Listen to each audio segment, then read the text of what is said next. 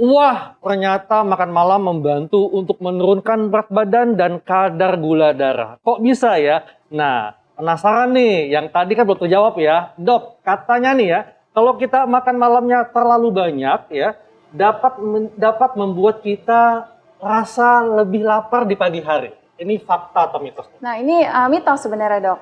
Mitos ya. Jadi sebenarnya yang terjadi kalau kita makan malam terlalu banyak, yang perlu diperhatikan adalah pada penderita GERD, ini biasanya bisa memicu asam lambungnya naik gitu. Jadi memang pada penderita GERD disarankan untuk makannya lebih ke porsi kecil tapi sering. Jadi nggak boleh terlalu banyak, jadi porsi yang terbagi. Dan juga makan malam terlalu banyak ya tentu dapat memicu berat badan naik ya, Dok. Karena kan asupan kalorinya berlebihan gitu. Dan tentu mungkin waktunya juga lebih awal, Dok ya, untuk penderita GERD, dan tentunya karena bisa memicu asam lambung. Jadi penderita GERD memang harus memberikan jarak dari makan malam terakhir dengan berbaring atau rebahan kurang lebih 3 hingga 4 jam. Dok, ini masyarakat juga pengen tahu, Dok, kan ada jenis makanan yang itu lebih lama dicerna di lambung. Nah, ini contohnya apa aja, Dok?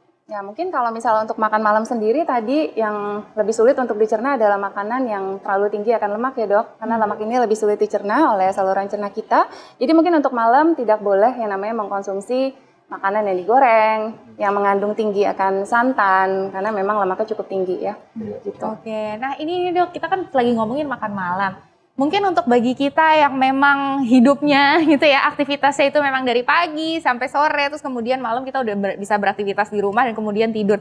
Gimana kalau misalnya orang-orang yang memang shift-shiftan gitu ya, dia baru kerjanya malam gitu, dia baru kerjanya malam, terus tidurnya baru pagi jam 3, ini curhat biasa kita dulu zaman koas gitu kan.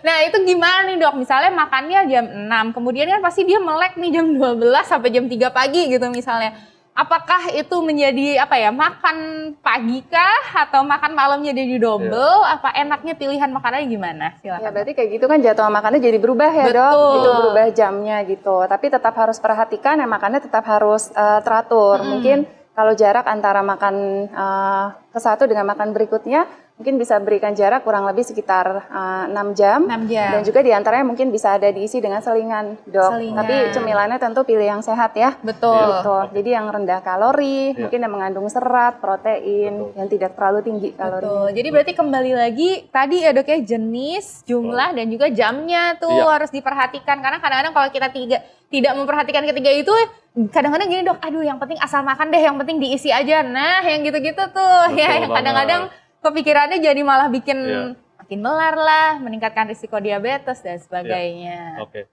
Dok, ini kan kalau untuk yang biasa, Dok ya, ibu-ibu rumah tangga itu kan memasak sekali langsung, Dok ya, untuk makan siang, makan malam. Nah, ini apakah kadang-kadang, Dok ya, menu makan siang itu sama dengan menu makan malam nih? Nah, ini bagaimana cara mensiasatinya? Apakah mungkin porsinya dikurangin atau gimana, Dok? Sebenarnya tidak apa-apa, tetapi tetap harus diatur untuk porsinya. Ya. Jadi nggak boleh berlebihan. Jadi gitu. tetap diatur porsinya, Dok ya? Betul. Jadi kalau untuk ngatur porsi, mungkin untuk mudah, Anda bisa melihat di isi piring makanku, Dok.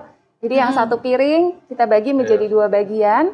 Setengah bagiannya diisi dengan karbohidrat sebanyak 2/3 bagian dan protein 1/3. Sama setengah bagian sisanya 2/3-nya sayur dan 1/3-nya buah. Untuk lebih mudah untuk mengatur porsi makan. Betul. Ini tadi kita berbicara tetap porsi makan yang seimbang ya, Dok ya. Gizi seimbang, ada proteinnya, ada karbohidratnya, ada lemaknya, tapi juga porsinya diatur dan juga ada sayur dan buah. Gimana kalau pada saat makan malam itu banyak yang memilih, oke, kita tetap makan malam tapi cuma sayur dan buah aja. Nah, ini biasanya ibu-ibu diet ketat gitu ya, Dok. Gimana, Dok?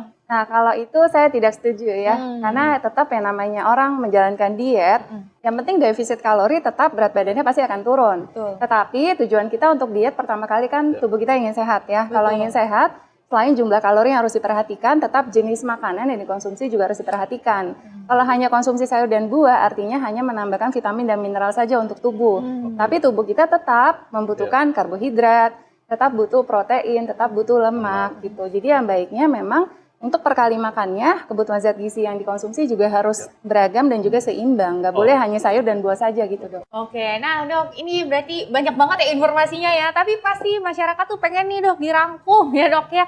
Tipsnya jadi gimana sih caranya supaya kita bisa tetap makan malam tapi sehat? Gimana, Dok? Nah, jadi ketika Anda sedang menjalankan diet, tetap diperbolehkan untuk mengkonsumsi makan malam, tetapi ada beberapa hal yang harus diperhatikan. Iya. Nah, mungkin untuk mudah mengingatnya ada 3J, Dok. Jadi dari jumlah kalori, jenis makanan yang dikonsumsi, dan jadwalnya. Jadi kalau dari jumlah kalori untuk makan malam sendiri, itu bisa memenuhi kurang lebih 20 hingga 30%. Jadi tergantung perhitungan kebutuhan kalori masing-masing. Kemudian kalau dari jenis makanan yang dikonsumsi, tentu harus sehat, beragam, nutrisinya lengkap dan seimbang. Jangan lupa penuhi kebutuhan karbohidrat, protein, sedikit lemak untuk malam hari, kemudian sayur-sayuran dan buah-buahan untuk memenuhi kebutuhan vitamin dan mineral.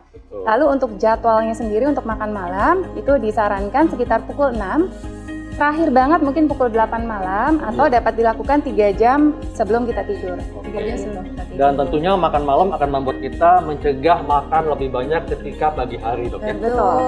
Betul ya. Jadi bangun pagi, kadang-kadang bangun pagi tuh karena lapar, kepanggil suasana keroncongan di dalam perut gitu ya.